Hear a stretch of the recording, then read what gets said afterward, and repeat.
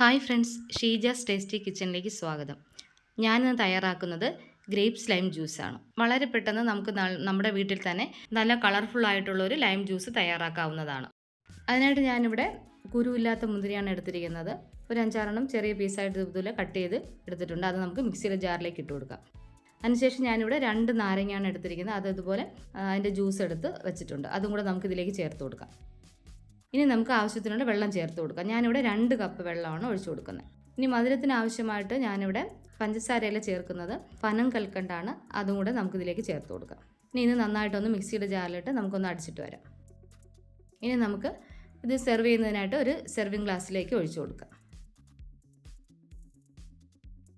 ഈ ലൈം ജ്യൂസിന് നല്ല ഒരു ഭംഗി കിട്ടുന്നതിന് വേണ്ടിയിട്ട് ഞാനിവിടെ മുന്തിരിയുടെ ചെറിയ ചെറിയ പീസാക്കി മുന്തിരി കട്ട് ചെയ്ത് വെച്ചിട്ടുണ്ട്. അത് നമുക്കിതിലേക്ക് ചേർത്ത് കൊടുക്കാം.